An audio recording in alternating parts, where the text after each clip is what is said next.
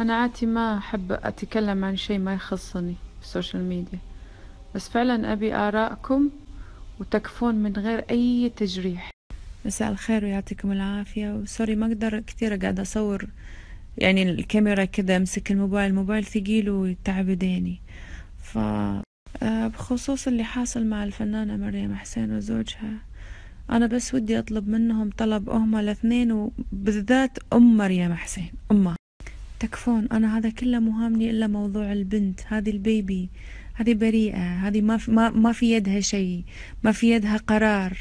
أتمنى وأطلب من قلبي من الأخت مريم ومن والدتها، لأن أعرفها إنها إنسانة راقية وإنها إنسانة محترمة، أتمنى من مريم حسين إنها تتبنى هالبنت وما تخلي أمها ولا أبوها يعرضونها في الإعلام ولا بأي شكل من الأشكال، عشان هذه البنت صغيرة وما لها ذنب.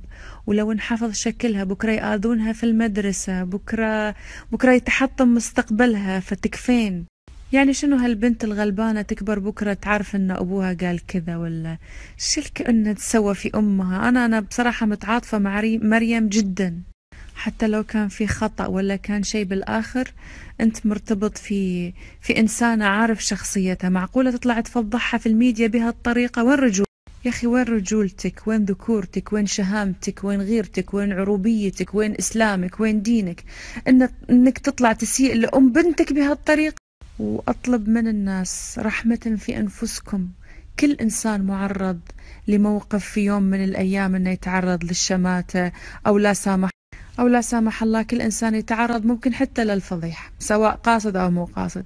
لا تشمتون، الله يرضى عليكم، ترى الدنيا دوارة، وكما تدين تدان. وسبحان الله ما في إنسان يشمت لو بكلمة لو يكتبها إلا وربي يردها له، إذا مو اليوم بكرة. هم أخطأوا، وربنا الوحيد اللي عنده صك الغفران، لا أنتوا ولا غيركم. لا تشمتون في حد ولا تسبون. أنا لما نزلت الفيديو قبل وقلت أنا مستحيل في يوم تزوجت أعرض زوجي للميديا أو في المستقبل أسويها، كل الردود كانت إيه؟ أغلب الردود انتي غيرانة وغيرانة، لأن الفنانات أزواجهم معترفين فيهم. شفتوا اللي حاصل لما فنانة تطلع للعالم وتقول؟ هذه مشكلة لما الفنانة تظهر زوجها للعلن، يصير ملطشة، فيقوم يستفز ويقوم يسوي تصرفات غبية.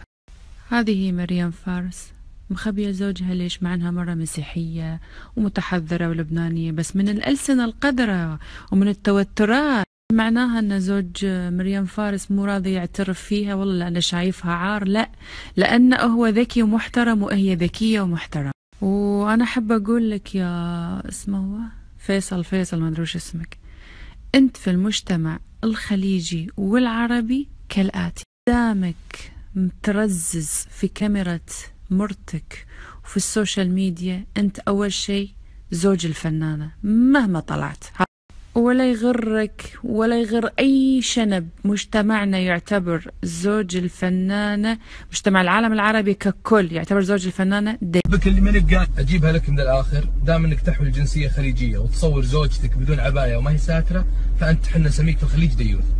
ففي مقاطعكم لا ترمزون لأنفسكم أنكم سعوديين، كويتيين، إماراتيين، قطريين، بحرينيين، لأنه والله ما تشرفونهم أبدا. OMG من جد، أها احنا كابلز.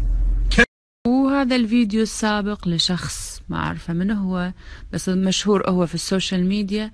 هذا رأي من ملايين من العالم العربي، حتى اللي مسوين نفسهم متطورين يعتبرون زوج الفنانة هذا واحد عار، ويعتبرون الفن عار. مهما سويت ولو طلعت مرتك في نقاب يا زوج الفنانة، انت في المجتمع العربي اسمك ديوث.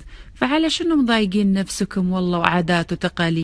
وصدقوني أنا أعرف بخبايا العالم الوسط الفني، هذه مشكلة طلعت وفي مشاكل جاية راح تطلع وراح تشوفون وتفرجون، لأن نهاية الكذب والادعاء نهاية قشرة. الرجل الراقي المحترم اللي يتزوج فنانة ما يعرض نفسه. كاهي الله يذكرها بالخير، منى أمرشة أخذت صاحب سمو ملكي، عم الملك، ما طلعته. ليش؟ لأنه هو مو طرطور، لأن أمير ورجل أعمال وصاحب سمو ملكي ومن عائلة حاكمة، مو هو طرطور يراكض ورا مرته ويقول أنا رجل أعمال. هذا النتيجة، هذا الكذب. بالنهاية أرجوكم أرجوكم أرجوكم، البنت وتكفون العالم، ترى هذه حتى لو في بطن أمها بتسمع وبتحس، ارحموا هذه الطفلة، تكفون. مريم أقول لك البنت بتولدينها في أمريكا، هذه أمريكية راح تصير، أي تصرف يسيء لنفسيتها راح يسحبونها منك ب5 دقائق.